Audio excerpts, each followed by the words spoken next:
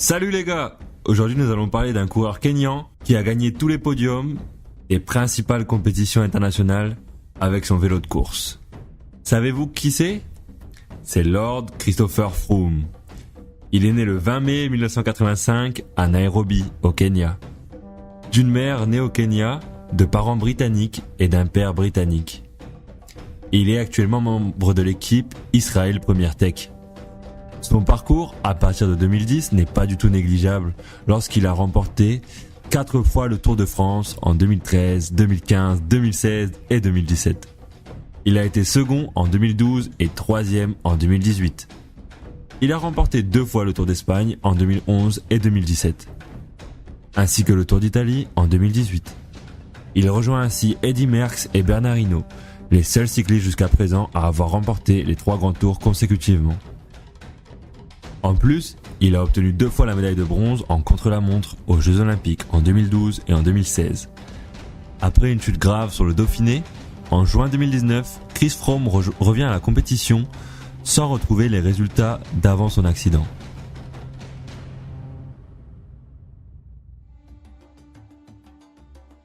Mais pourquoi en étant kényan, il a une licence britannique depuis 2008 ? C'est grâce à son passeport et au pays d'origine de son père et de son grand-père.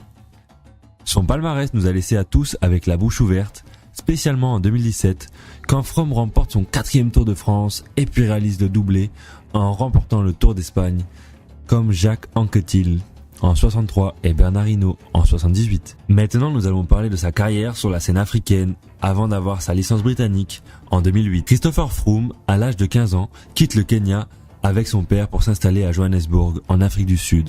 Là-bas, il rejoint le St. John's College, où il côtoie Scott Spedding, international français de rugby à 15. Puis, il est étudiant en économie pendant 2 ans à l'université de Johannesburg. Après avoir débuté par du vélo tout-terrain, il s'oriente vers la course sur route en se spécialisant comme grimpeur. Il court pour l'équipe du Centre mondial du cyclisme, monté par l'UCI pour aider les coureurs des pays sous-équipés, et représente son pays natal lors des différentes compétitions auxquelles il participe. Il remporte sa première course à étapes à l'occasion du Tour de Maurice en 2006. Il participe aux Jeux du Commonwealth et aux Championnats du monde espoirs qui ont lieu en Autriche, aussi bien à la course en ligne qu'à l'épreuve contre la montre. Et pensez-vous qu'il a été toujours un bon garçon ?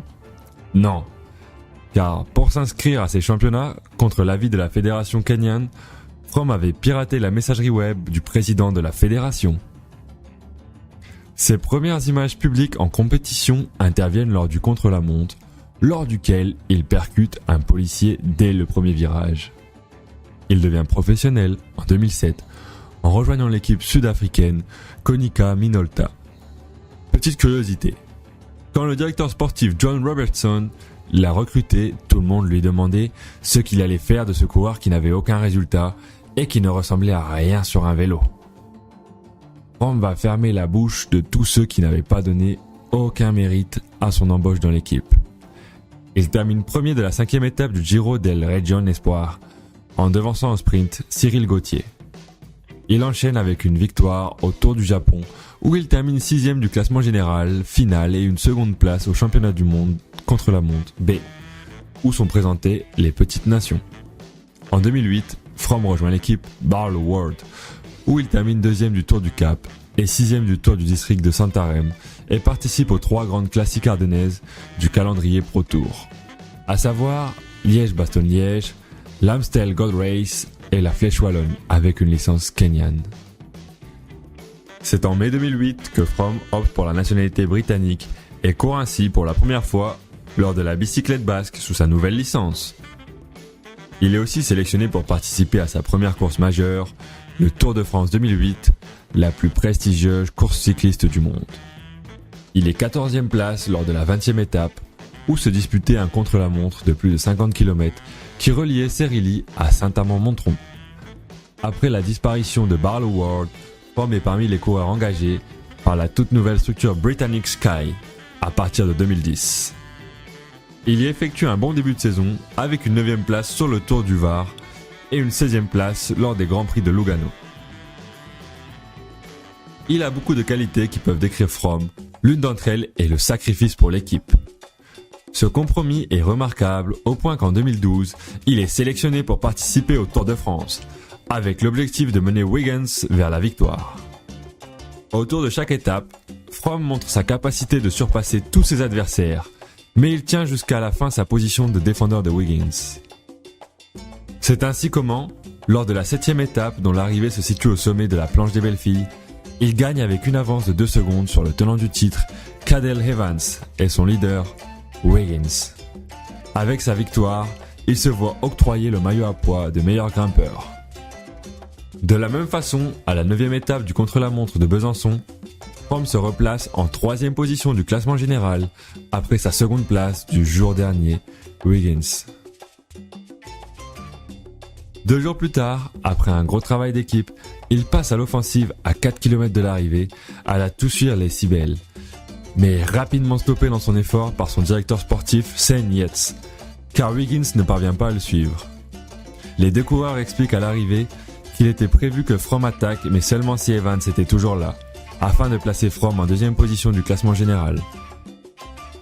Une semaine plus tard, dans la dernière étape de montagne et dernière arrivée au sommet, Froome distance Wiggins à plusieurs reprises dans l'ascension vers Peyragudes, l'obligeant à se retourner et l'attendre afin de rester groupé, comme il en était convenu durant le briefing d'avant-étape. Après une nouvelle performance et preuve de loyauté exceptionnelle de Froome, Wiggins l'encense à l'issue de l'étape et déclare qu'il aidera à gagner le Tour un jour. Chris Froome remporte le Tour de France pour la 4e fois depuis 2013. Le lendemain de sa victoire, il annonce qu'il tentera de faire le doublé du Tour de France, Tour d'Espagne en août. En effet, dans les rues de Madrid, aux dernières étapes de la Vuelta, Froome remporte ce Tour d'Espagne, tout en s'assurant la victoire au classement par points et combiné. Il réalise ainsi le premier doublé Tour Vuelta depuis Bernard Hinault en 78, et le premier coureur à le réaliser depuis que la Vuelta se déroule en août et septembre. Le 13 décembre 2017, les quotidiens Le Monde, The Guardian révèlent que Christopher Froome a fait l'objet d'un contrôle antidopage anormal à l'issue de la 18e étape du Tour d'Espagne. Le 7 septembre, une concentration de salbutamol de 2000 mg a été détectée lors du contrôle alors que la limite autorisée est de 1000 mg par litre de sang. Le coureur et son équipe ont été informés du résultat normal du contrôle le 20 septembre 2017. Dans un communiqué, Froome déclare « Mon asthme s'est aggravé sur la Vuelta et j'ai suivi les conseils du médecin de l'équipe pour augmenter mon dosage de salbutamol. Toujours, j'ai pris soin de ne pas dépasser la dose permise. » Froome annonce son intention de participer au Tour d'Italie 2018 pour tenter de réaliser le double Giro Tour. Il dispute le Tour d'Italie en étant l'un des favoris pour remporter la victoire finale. Cependant, il est au départ en étant sous le coup d'une suspension et avec le risque de voir tous ses résultats annulés. Quelque temps après, la Sky fait appel auprès de la chambre arbitrale du Comité national olympique du sport français et l'UCI blanchit Froome à la suite des soupçons liés à son contrôle antidopage anormal. Froome conserve la tête du général jusqu'à Rome et rejoint ainsi le cercle des vainqueurs des 3 grands tours dans une carrière. Jacques Anquetil, Félix Gimondi, Eddy Merckx, Bernard Hinault, Alberto Contador, Vincenzo Nibali.